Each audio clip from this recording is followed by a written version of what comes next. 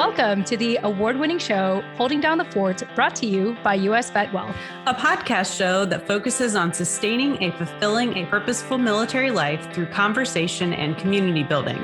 I'm Jen Amos, a Gold Star daughter, veteran spouse, and creator of Holding Down the Fort. And I'm Lynne Stroup, a seasoned military spouse, mom of 2 boys, and your co-host. Together, we'll converse with special guests from the military community and for the community to share knowledge, resources, and relevant stories on how we can best hold down the fort for ourselves and our loved ones. Now let's get started.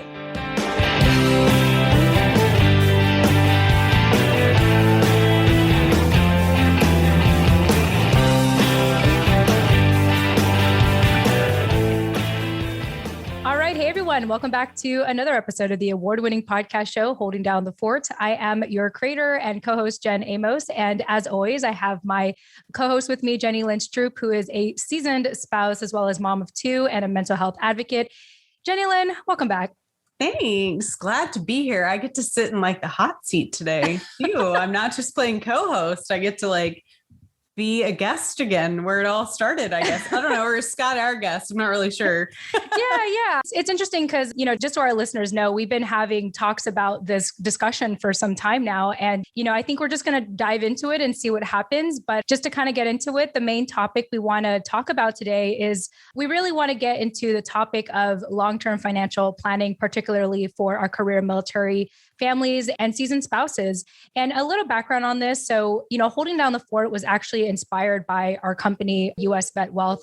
And Lynne, we have a guest with us, none other than my husband, Scott Tucker, who is the founder and CEO of US VetWealth and my business partner, my life partner, my co-parent to our crazy fur dog, and just kind of everything. So without further ado, Scott, welcome to the show. Welcome to Holding Down the Fort. Welcome back. Thanks. Good to be back.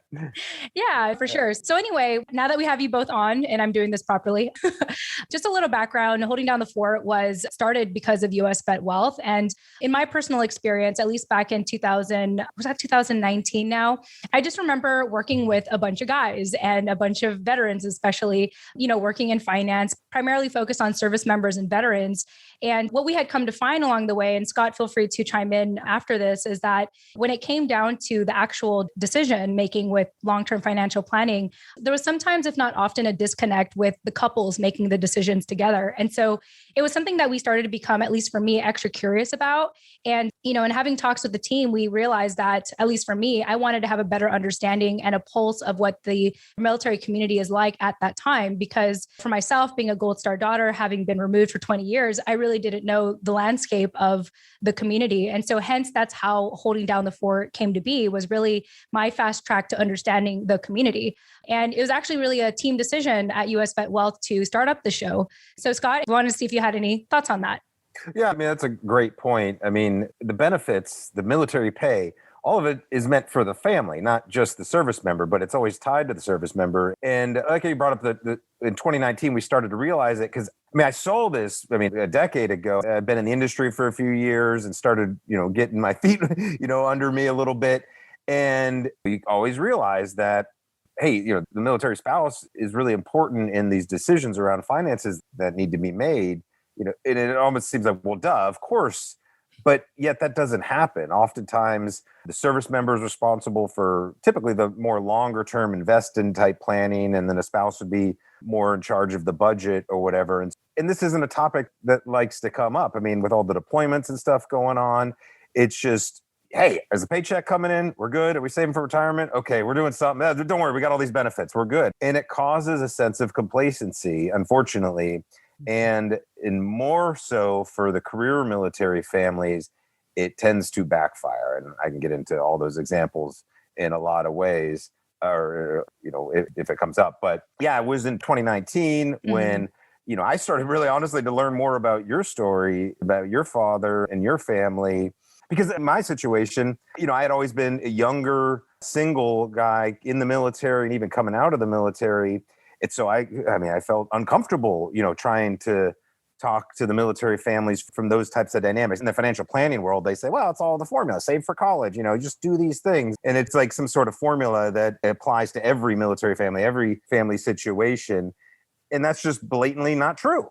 And the assumption is you wear a uniform, you have a certain rank. And so it wasn't until, again, you started having those conversations with military spouse coming from a perspective of a former military child, military brat, and happened to be Gold Star daughter. And I do wear the brat title very proudly, though. So I did benefit from it. I did get my schools paid for. I had health insurance till my young 20s. It was great.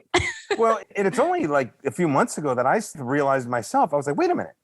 My mom was a lifetime military brat as a child. I mean, they moved to 20 different places when she was a kid. I mean, that's exaggerating, but this stuff never came up. I never even thought to ask her, what was it like being a military child? After I'd already been in the industry for 10 years and stuff. So it's just really powerful as both of you and Jenny Lynn, thank you for coming on and enhancing the show from the perspective of an active duty military spouse. And we can start to actually have these conversations that frankly, I was just too uncomfortable to have. Well, really nobody was having, nobody even knew to have them. It's just because of that blanket. I mean, heck, we just announced we're pulling out of the war. I mean, we'll see if that happens, but it's been 20 years. It's been 20 years of distraction from the personal individuals, whether that's a family unit or the individual military spouse. What are their goals and dreams? What are the kids' goals and dreams? And then ultimately, hey, you're going to be a veteran at some point. There's a reason we're all called veterans. So why are we acting surprised that it's coming? And then why do we expect all these things to be handed to us when we come out of, or even on active duty? The ones who get ahead are the ones that take full responsibility, self-educate, and self-motivate. Stop waiting around for the government or the Army or the Navy or whatever to take care of things for them. And I always say, hey, at some point, it's time to stop following orders, whether you like it or not. So you're going to have to make your own orders. But if you don't have the wherewithal to understand, what's going on, because what's happening today is nothing like it was 20 years ago. I mean, the internet was barely a thing, let alone 5 years ago. I mean, the iPhone's only really been in everybody's hands for about 5, 6, 7 years that everybody had one. So it's changed the world. It's crazy to think. Absolutely changed the world. And yet we're talking about military financial planning, like, save for retirement. It's like you're 29 and you're thinking about your 60s, and the world's changing every month right now. And so I just didn't find these things being congruent. And especially when you think about the military benefits, the way that they've been designed and packaged. I mean, everything the government does and the military does, we all know it. It's always a decade or two behind the times and stuff. And that's backfiring more and more. It's having more and more of an impact just because of how quickly things are changing in the individual personal world versus in the military. Yeah, we got great technology. Don't worry. I mean, we're really good military and stuff, but it's a behemoth. It moves very, very slowly. And so that comes all the way down to the pay and benefits. And we could just get focused on, are we getting pay raises enough? And there's just so much more to it where you can really take control. So anyways, that's why I think it's super important that you guys started this. So thank you. Well, thank you for your support and for the team. And, I have to give a shout out to Ethan for coming up with the name. I still remember the day we were having this phone call of like, how do we describe military families who just know how to keep it together, like after every PCS and establishing a new normal with every move and all that good stuff. And then our colleague Ethan was like holding down the fort and like immediately, okay, let's get our graphic designer. We got to get this logo together. We got to get this out there. And I still remember, those early days of doing it. But the interesting thing about our show, and I've done this very intentionally, is we didn't really talk about finance in the early seasons. My intent very early on, and still is really till this day, even if we don't talk about finance, is to just understand where the community is at today, because we can have our own idea of how we want to serve the community, but ultimately it comes down to what you guys actually need. And so that's why it took me it took us 5 seasons to have this conversation. And, it took me 2-3 seasons to hang out with Jenny Lynn before I could talk to her about these things, because, to be quite honest, we're still trying to find our language. I mean, obviously Scott and the team are really good at talking to service members and veterans, but it's my mission to speak to the families because, I come from a career military family. My dad had served 18 years. And after we had lost him, it was like money was quite an issue. And that's a whole story for another time. But my goal today is to, make long-term financial planning more relatable and digestible to our families today, and really understand the benefits of knowing enough to make those financial decisions. But first, understanding why, like, why is there that disconnect? And so that's why we're having this conversation today and sort of putting Jenny Lynn on the hot seat to just really get her perspective and to hear from you, Jenny Lynn, as well as, maybe what your general understanding is amongst other spouses and in the community yourself. We're really just here to listen and even try to provide as much information to you and therefore our listeners for our understanding, and really just try to find that common ground of how do we continue to serve one another, whether it's US VetWealth or, even what we do here on Holding Down the Fort. So all that being said, I know that Scott and I talked a lot. So Jenny Lynn, just want to go ahead and open it to you now and kind of get your general observations and comments. Yeah, well, thanks. So for the record, I volunteered to be in the hot seat. Jen and Scott did not make me. Finance is something that has been a struggle in my family, which I don't think that is unusual in a military family for a variety of reasons. One of the things Scott brought up was like, most people are focused on like the right now, on the pay raise, on the this, on the that. And I think that mindset is pretty prevalent because there's such immediate need with that. Yeah. Like, I don't want to, I mean, I think of my own family, and every time that we've PCS'd or Matthew has advanced in rank, like the level of pay that comes with those things is super important. And having just left a really expensive area where the pay doesn't match the cost of living, you kind of have to be focused on that and like push for that, because you're trying to feed your kids. You're trying to let them play sports. And the idea of having any extra to do any kind of actual planning a lot of times feels really foreign, and I think it was 18 or 19 when the Department of Homeland Security shut down. And so the Coast Guard went unpaid because they're not Department of Defense. I have a lot of Coast Guard friends, and it was phenomenal to me to see the internet trolls like go after how they should have done better and how they should have known better. And, churches were providing like bake sales and yard sales to support Coast Guard families, which is very kind, also not their job.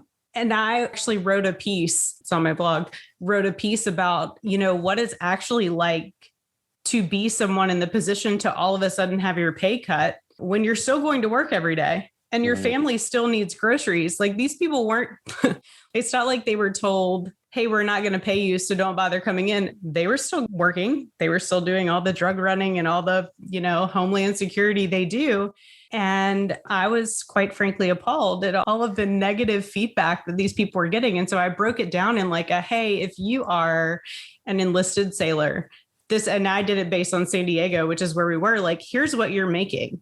And here's how far out of San Diego you actually have to live in order for your BAH to cover it. Here's how much BAS you're getting. And here's why when your pay is cut, you probably don't have a cushion. And it, it really struck me. I was fortunate enough to be in a position where I was working part-time at the time. So we were a 2-income family, which we kind of had to be in San Diego. And I think that's the other thing that speaks to a lot of the other issues is there isn't often time to do all the benefit planning because you really are just trying to survive the day to day. And I mean, we know it's come up several times on this program, as well as being like nationally covered now, but like military spouse employment is a big deal. And so people just don't have the resources to do that planning. And I would even venture to say, and I've shared a little bit of this story on the show before, even when we probably had the resources, we were in such emotional and mental turmoil that the ability to actually save just wasn't even there. Like, we willingly, and I say willingly kind of like in air quotes, but we willingly put ourselves in a considerable amount of debt because going out and doing fun things was what kept us going as a family, and it really, that's something that took us quite a while to dig out of, and so just now with us being a 2 full-time income family and having moved to a area where the cost of living is much lower, And we have resources like I'm fortunate to be in my hometown. So my parents watch my children. I don't have to pay my parents $15 an hour like I did in San Diego. Yeah. We're just now actually really starting to look at all of those things because there is that level of safety, I guess, that comes with, well, you have your survivor benefits. We do actually have an extra life insurance policy on Matthew, but like there is a certain level of, well, you're going to get something. And I'll figure out how to make something work because I've figured out how to make it all work before. So surely something will come my way and we'll make it work. And so, Matthew's 15 years into his career and we're just now like, oh, we're probably doing at least 20 and we should probably do something about the future. So here we are. I'm in the hot seat telling my family's financial dirty laundry and, we'll go from there. Well, thank you, Jenny Lynn, for, first of all, sharing all of that and being so candid about it. It means a lot to me because I think about even my own family growing up and how it was really quite taboo to talk about money unless someone needed it.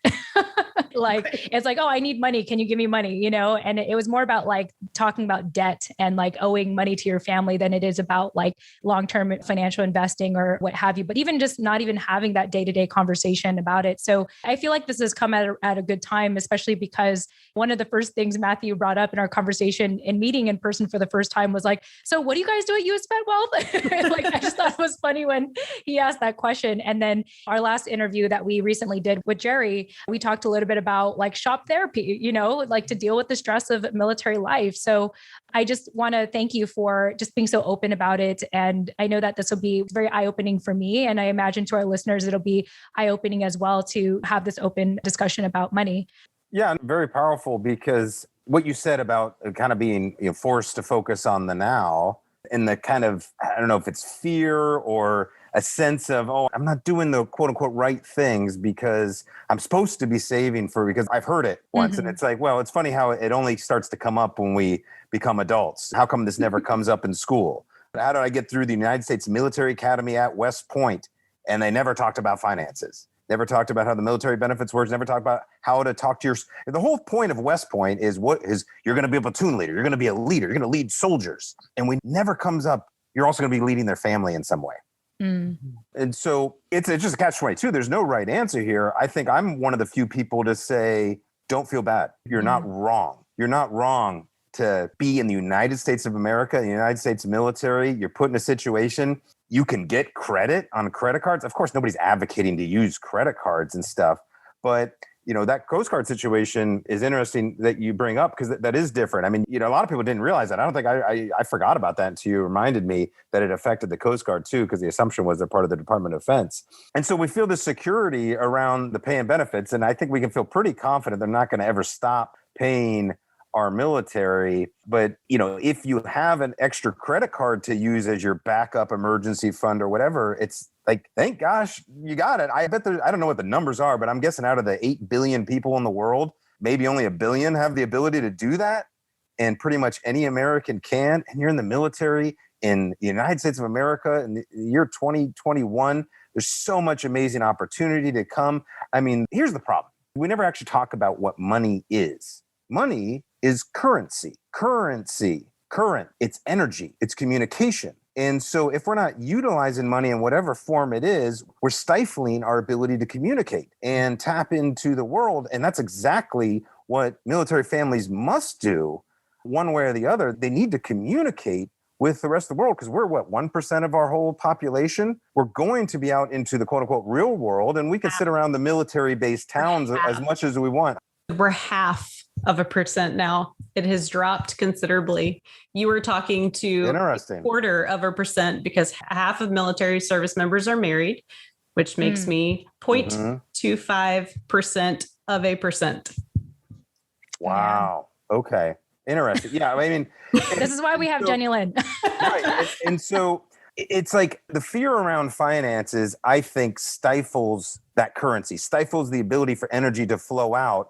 And what ends up happening is we default to the taxes coming out of the paycheck, the paying for the SGLI, might have some benefits coming in, paying for your mortgage or whatever it is, your rent. And it's just so limited when the reality is the financial world is much broader than anything like the stock market or paychecks. And so when we feel bad about, hey, I'm not doing the long-term things, it's like, you know what? I've talked to 06s, 30-year colonels who've come out of the military flat broke, but they're going to go off and get a good job. And so the focus is building, if you focus on building the skill sets and the networking and putting yourself in a position that one day, as long as you're working for it, you can find that opportunity to tap into what your true currency or ability to create currency is. And that's kind of my mission, my philosophy around all this is saying, hey, the world's changing anyways. I mean, they just announced they're going to create digital money. Like nobody has any idea how that's going to impact our economy. And we're sitting there thinking, well, I'm doing my TSP. It's doing great. In 20 years, I'll retire and pull it all out. It's like, really? We have no idea if that's even going to be a thing in 20 years. So the ability in that now, when you are focused on the now, to also focus on your skill set development, your networking, those things again, to create that currency. I think that's the opportunity right now. And hey, if you end up having extra money to throw into retirement accounts or whatever, fine, so be it. But the opportunity to leverage whatever assets you have, whether it's military benefits, whether it's pats on the back for being a military family, the ability to network easier. I mean, you can call up pretty much any military spouse or veteran on LinkedIn, ask for a conversation. And where that leads is up to you and the ability to do it. So anyways, that's where I think the real opportunity is. And it's happening. It's happening a lot now. Military spouses, obviously doing podcasts, getting into entrepreneurship, a lot of active duty military doing things in their free time. It's like, we don't have free time in the military. We're so busy. It's like, how many people get master's degrees in the military? You have your free time. You can make it. Maybe it's not every day, but the ability to tap into the internet and create other sources, because that's what it all came down to. People in the situations where you're in San Diego and you just pay doesn't equate to the cost of living. Ultimately, the ability to create second source of income is going to be the ability to be flexible in this modern economy. Yeah. And also, I think it is a mindset conversation that I think needs to be more, and I'm going to say this carefully, like more directed at the spouse. And I say that because I've seen one of two things. One, either the spouse is in the dark completely, has no idea, one, that the pay that shows up in your bank account via direct deposit is actually a salary and then benefits. And that it actually has different, how it's measured out on the leave and earnings statement, it just shows up. Yay, it's here on the 1st and the 15th. And so there's that dynamic where they're completely in the dark and unaware maybe of even what that number is, and it's left completely to the service member. In my family, it's completely different. I have all of the information on all of our financial accounts. And Matthew gives me hey, I got to go buy something. Are we good? And I'm like, yeah, we're good. And I have started over the years, I want to use the term diversifying carefully because it's not a portfolio, but, blocking things out in accounts for specific things. Like when we move, we knew, I don't know, almost a year ago that we were coming here to Virginia. And so, I started putting away money for our move because we know it's probably going to cost 10 grand out of pocket before we're reimbursed to move. And so, we've done things like that, but, I do that. I do the spreadsheet. I do the bills. And quite honestly, that's a dynamic that works for us because let's be honest, he's not here half the time. And that's why we have the dynamic we do, because if it was left to him, I would spend a lot of time and a lot of fear that things weren't being done because he was so busy doing work. But it kind of seems to run those two gamuts where both partners aren't necessarily looking at the day-to-day. And so there's no real ability to plan for the future because you both have no idea what's happening, between payment and going to the grocery store and paying your mortgage and, things like that. And so I think the conversation of mindset change honestly needs probably to be most directed at the spouse because many of us are the ones looking at the day-to-day. I can tell you how much money Matthew makes. Matthew can't tell you how much money Matthew makes. And then really do it together. I think there's great benefit. I'm often jealous that Matthew will never be in a position where he gets to go to COXO school in Newport for the Navy because they have a portion of that class where they invite the spouses in and they come up with this command contract between the spouses of if you're the CO of this ship, what am I as a spouse going to take on? Am I going to take on doing the FRG? Am I going to take on hosting parties? Am I, and you create this contract of what it looks like to be in command of this. And what comes with that is like a family contract, really, of like how we're going to do things going forward now that I am in a position of command. And there aren't many opportunities like that for people who aren't ever going to go to that school, which is, let's be honest, like 95% of the military. Yeah. Mm-hmm. I mean, Matthew's an officer and we're never going to do that because of the job he's in. So I think the conversation, as you look at who you want to talk to and how you want to find your information, you're looking at people like me. Mm-hmm. And also then bringing it in as you really want the couple unit because it's not going to flourish. I mean, we do TSP and all that stuff too, which Matthew does handle. And he is a much bigger picture thinking than I am, but doesn't handle the day-to-day. So has no idea what we could do because he doesn't look at what we have right now. Yeah, it sounds to me that with a lot of military couples, it's like you both have your very clear roles and you have your clear ways of complementing each other, and I think the other side of that though is like not necessarily making the same decisions together or in a sense because of the two different perspectives and the two different roles. And, and you sharing your story, it's interesting to hear that. I wouldn't say like disconnect, but definitely like two different perspectives coming together, to make this ultimately like, financial decision for the entire family. Mm-hmm. I'm always curious about, the dynamic has to be, the military is obviously different than a standard job. And so deployments and stuff, we got to make sure the families are taken care of. And so it's one of the very few professions where they will do unit-based financial counseling, or they'll have somebody on base, or they'll bring people in, or they'll do a thing where they get some celebrity to come and talk about finances or whatever and pay them millions of taxpayer money. That's unnecessary, but that's another story. And so what ends up happening is almost like a course load of PowerPoint presentations and booklets, and here's how your finances. And so the information's out there. Mm-hmm. Mm-hmm. But again, the assumption always is basically that everybody's in the same boat simply because they're in the military.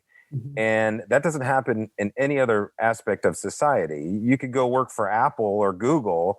I'm sure they probably do side education things and stuff like this, but it's not like the assumption is going to be everybody should be living their lives the same way just because you're in base housing. And so, I don't know what the answer. That's the mission here with this podcast, with what you two are doing is to create another opportunity. I've never heard of that command concept that you were talking about. We didn't have that in the Army, not that I know of. But that's a fascinating way to at least start a conversation. But I think rather than saying here's how you should be doing it, is what often you see in those types of programs. It's more, education. Hey, what's available? It's a problem with our education system. We teach people what to think and we memorize basically instead of how to think. And the more that people choose to figure out how to think about this stuff on their own, that opens them up for other opportunities and might take them down a different path than what everybody else is doing. 80-20 rule. If everybody's doing the same thing, typically the ones that get ahead are the ones that do the opposite. Yeah. And so, that's what you see coming out of the military. You see some of these veterans and military spouses just blowing up. And you talk to them, it's like, yeah, I didn't do any of that stuff in the military. I didn't go to college. I was in credit card debt, all this kind of stuff. But I just kind of bumbled around and I found this thing that I was really passionate about. And I turned it into a business or whatever. So, just figuring out a way to start those conversations. I like the idea of the family command plan, but to really get that dialogue going and not be fearful of it and just assume that the finances are going to kind of be taken care of by the military. Yeah. Well, I think the other thing, you brought up, like we teach people what to think, not how to think. As a former educator, true in some ways. I cannot. I went to a military academy. We had to follow. Well, and also, not only in a military environment are you being taught what, you're being taught what by fire hose. Like I have never sat through anything that I didn't come away with 14,000 pieces of paper and still very little idea of how I should proceed because it was so much information. Yeah. And much of it directed not to me or for me. It was really like very active duty speak.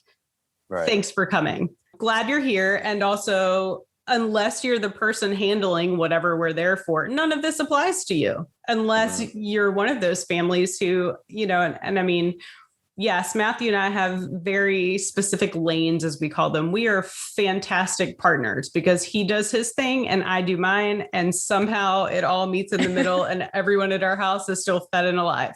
And also, we've been through a lot of counseling and a lot of work to come out of our specific lanes more, to come together to be able to make those decisions. And it is in the little, I mean, think about it. You don't go to counseling and have a counselor talk at you for 3 hours straight. You go and you have a conversation for 50 minutes at a time. You go home, you may have homework, you get to digest it. And next week you come back and you talk, have a conversation for another 50 minutes at a time, and so forth and so on until you've got it. Like, right.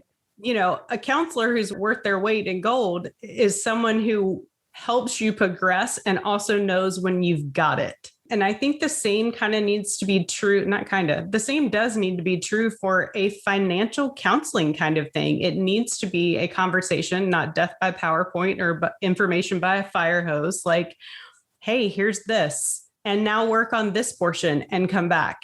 And now, you know, and sometimes I think, I mean, I will say, as far as being a military family, sometimes that's difficult. Like Matthew and I have done the Dave Ramsey method. Part of what's hard with that in a military family is if you're supposed to be attending classes and your spouse has duty, guess who's going alone? Yeah. Guess who got week 7 all by themselves?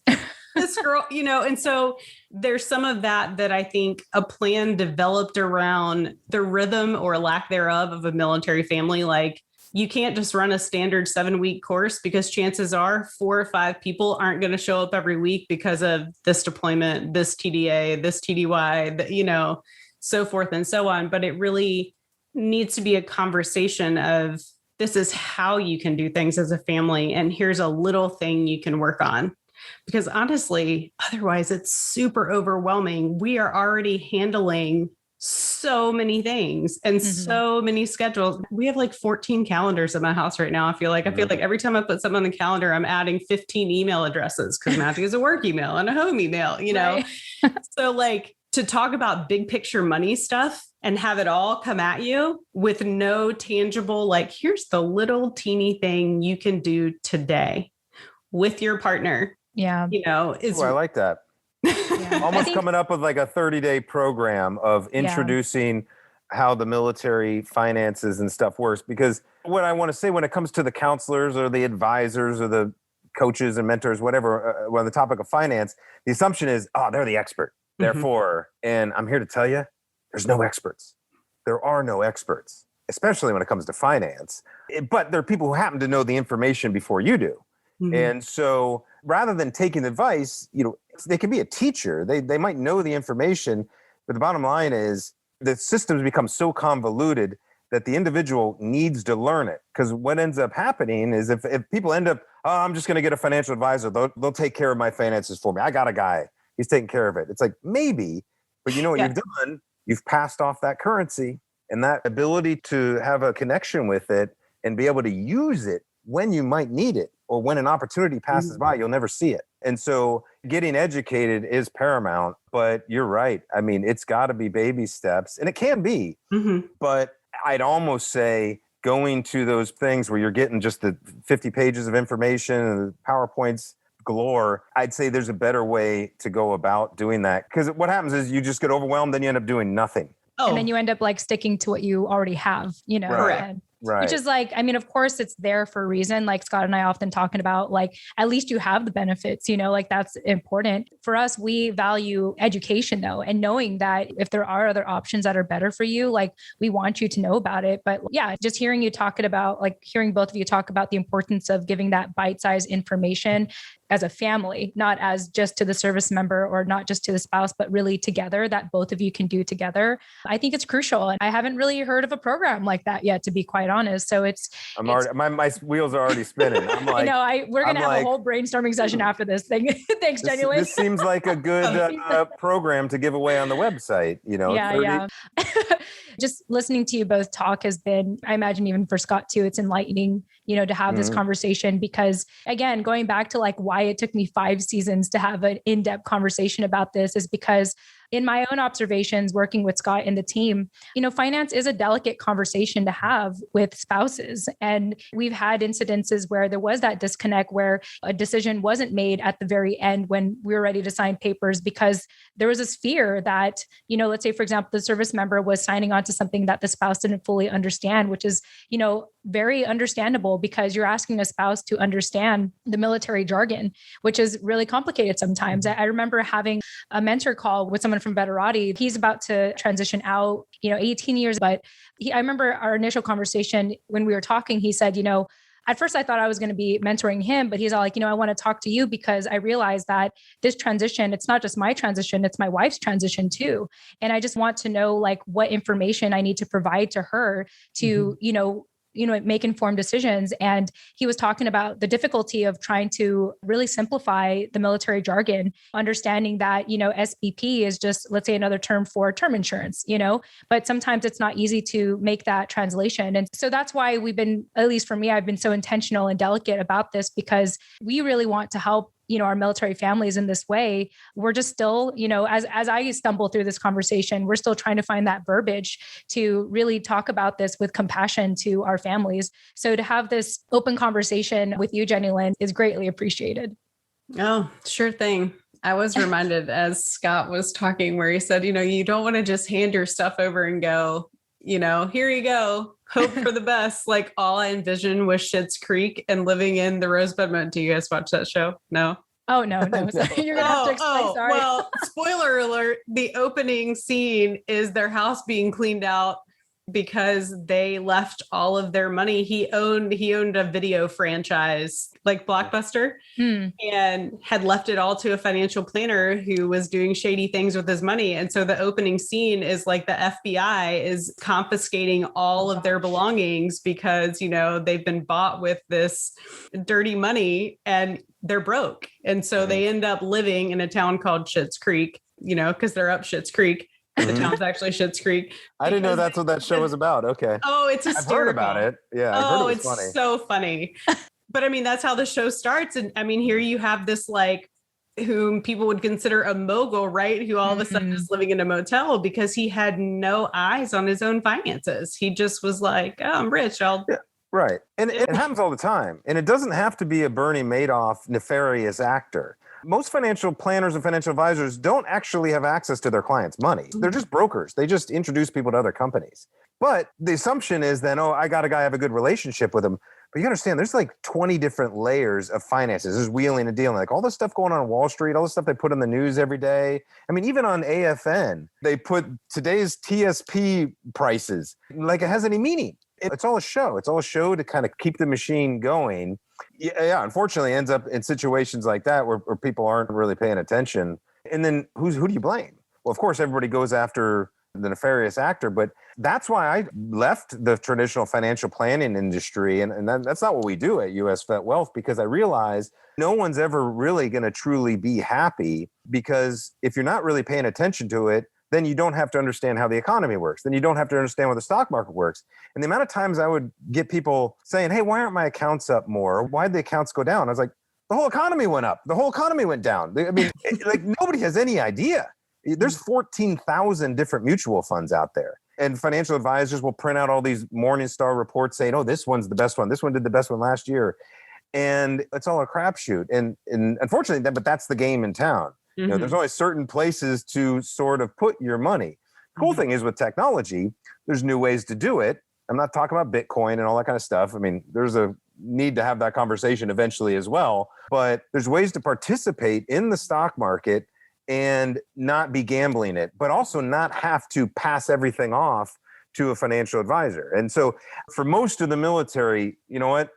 Dave Ramsey is a great place to start and get your finances going. But as people start to really think about, I want to create wealth. Like I got these good things going, or I want to maximize my benefits. I don't want to pay a fee to the government to protect my military pension with a survivor benefit plan. I want to keep that in my hands so I can put it in the economy and do something positive with it. And I realized for that subset of our population who's motivated, I want to get into real estate investing. I want to start a side hustle, whatever it might be. That's who we focus on at US VetWealth, because they can start to see these alternative approaches, which frankly are cheaper and less riskier. and tend to add a lot more flexibility. And instead of being focused on my account went up 20% last year, it's doing great, not thinking about it could crash the next day and go back down. We're more in a flexible situation where it's more about having access to that money so you can use it again when opportunity presents itself. And that opportunity that's definitely coming is that transition out of the military.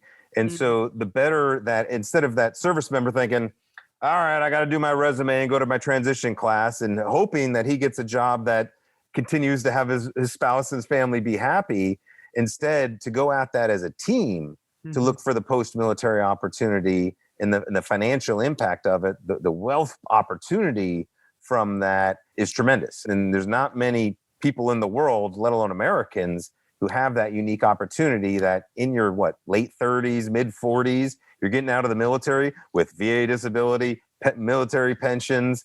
Again, those pats on the back for, as long as that lasts. But it's just that ability to come out of the military and the world's your oyster is really powerful, but it's really hard to take that responsibility and say, it's 100% on me now. Thank goodness I have the pension. Thank goodness we have the VA disability.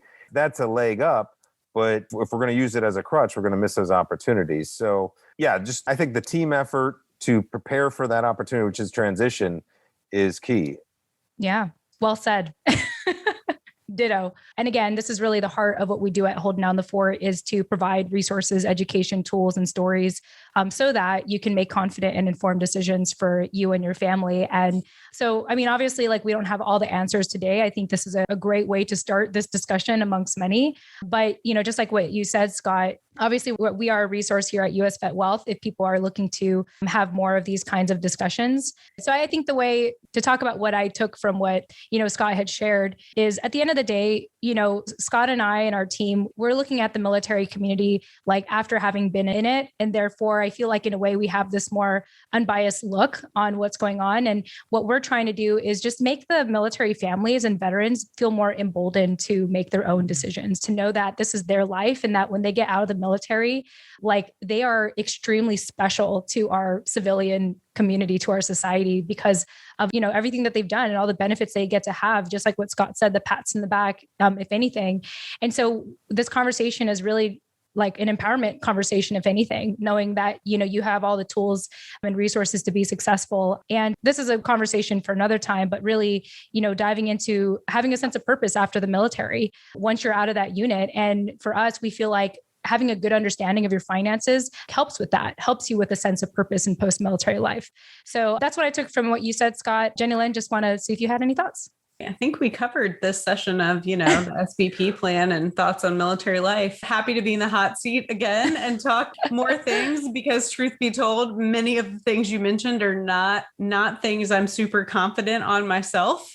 Yeah. And I think that could be very beneficial for other people. I know the acronyms and I have a vague idea of what that means, but not how they work and what my role is in how they work and what to do with them. So yeah, happy absolutely. To come back and converse with US Vets. Well, I was just gonna say, for me, this is a hard conversation, and it's you can see me struggling because I'm just there's not a good answer other than we got to stop waiting around for other people to do stuff for us, and we got to get self-educated. Does that mean read a lot of books? Does that mean it's just I don't know, stop listening to your podcast and watching shit's great? It's you got to enjoy it sometimes, but maybe it's YouTube videos about finances for a while, or webinars, or reading books. Just adding that to the repertoire, at least while you're driving around. Podcasts are huge for that, obviously. So, for me, this is the start of a conversation. Like I said, there are no experts, and I don't claim to be. I have an idea, a philosophy, a solution that was pretty good fit for some people. And so that's why I'm trying to find them. And obviously, we'd like to motivate people to start thinking this way. Of course, we'd like to start that movement, because I think that's how we have an impact on our country. If we have military veterans and military spouse veterans, I don't even know what the official term for that is, but seasoned spouses. There, financially stable. And this isn't about being rich. It's not about the numbers of zeros. All that matters is, Jen said, are your goals and desires and sense of purpose being met? Because typically that's what we like to do coming out of the military. Not everybody's awesome in the military, but a lot of us want to serve.